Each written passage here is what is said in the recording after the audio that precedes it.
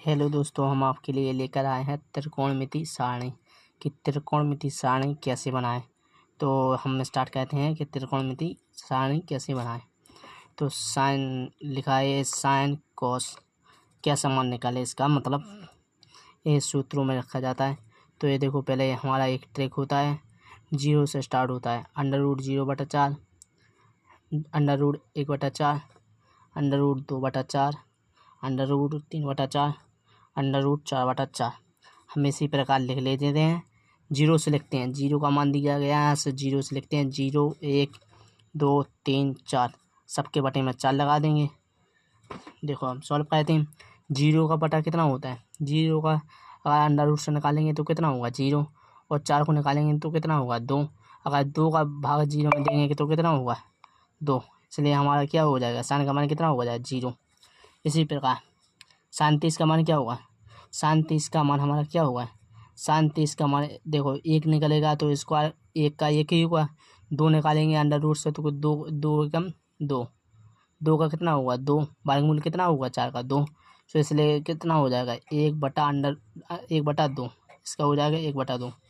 2/√2 4 को बाहर निकालेंगे तो क्या हुआ? 1/√2, क्योंकि ये 2 निकल जाएगा। 2 का कोई वर्गमूल नहीं होता है, इसके नीचे आ जाएगा। 3/√3/4 को कैसे निकालेंगे? √3/4 का ऐसा निकलेगा कि 3 का कोई वर्गमूल नहीं होता है, सो यह अंडर रूट में रहेगा। और 4 का वर्गमूल कितना होता है? 2। तो इसलिए इसका क्या होगा? √3/2। इसी प्रकार साइन 90 का मान, 4/4। तो इसका क्या होगा? वर्गमूल 2 साइन इसका क्या होगा? 2/2। वर्गमूल क्या निकलेगा? 2/2। 2 से 2 काट देंगे तो कितना आ जाएगा? 1। तो इसका मान क्या हो जाएगा? 1। इसी प्रकार कॉस 0 का मान क्या होगा? कॉस 0 का मान यहाँ पीछे से रख देते हैं हम। ये मान हम पीछे से रख देंगे तो कॉस का मान निकल आएगा। यह एक ट्रिक होता है। 0 √3/2, ऐसे 1/√2, ऐसे 1/2 और ये 0। अब 10 का मान निकालने के लिए क्या करना पड़ता है? इसमें थोड़ा ध्यान देने वाली बात है कि 10 का मान देखते हैं तो क्या हो जाता है। 10 का मान देखेंगे, पहले इसका क्या हो जाएगा? 1 का भाग 0 में देंगे कितना हो जाएगा? उल्टा करते हैं इसे। 1 का भाग 0 में देंगे कितना हो जाएगा? 0। 1 का भाग जब 0 में देंगे तो कितना होगा? 0। इसी प्रकार 1/√2 गुणा, जब इसको √3/2 को पलटेंगे तो कितना होगा? 2/√3। तो 2 से 2 कैंसिल हो जाएगा तो कितना हो जाएगा? 1/√3। 1/√3। इसी प्रकार 1/√2 को 1/√2 को पलटेंगे तो अंडर रूट से अंडर रूट कैंसिल हो जाएगा तो इसका मान क्या हो जाएगा? 1। इसी प्रकार इसका क्या मान हो जाएगा? ये 2 से 2 कैंसिल हो जाएगा, क्योंकि ये नीचे ये ऊपर पहुंच जाएगा। 2 से 2 ऊपर पहुंच जाएगा तो कितना बचेगा? √3। और इसका मान क्या होगा? इसका 0 का भाग 1 में देखिए कितना आ गया? अपरिभाषित होता है, अपरिभाषित। इसी प्रकार इसका कॉट का मान कैसे लिखेंगे कि 10 का मान निकलेगा, इसे अगर पीछे से मान डाल देंगे तो इसका कॉट का मान निकल आएगा अपरिभाषित √3। इसी प्रकार 1, इसका मान 1/√3, इसका मान 0। अब कॉसेज का मान कैसे निकालें? तो कॉसेज का मान ऐसा निकलता है कि जब 0 का इसका भाग उल्टा करेंगे, 0/1 लिखा होता है यहाँ पर, मान लो 0/1 होता है। तो 0 में जब 1 का भाग देते कितना आता है? 1 ही आता, वो तो है। इसे उल्टेंगे तो कितना आएगा? 1 ही। इसका मान क्या होगा? 1। इसी प्रकार कॉसेज का क्या है? ये कॉसेज का मान कितना होगा? ये कॉसेज का मान अनंत होगा, अनंत, क्योंकि 0 में जब भाग जाएगा कितना होगा? अनंत। 0 में जब 1 का भाग जाएगा कैसे हो? जैसे हमने यहाँ करा था वैसे ही। अब 1/2 हम पलटेंगे तो कितना हो जाएगा? इसको ही पलटना है, इसको साइन वाली लाइन को पलटना है। साइन कॉसेज का उल्टा होता है। तो 1/2 को पलटेंगे कितना होगा? 2। इसी प्रकार 1/√2 को पलटेंगे तो कितना होगा?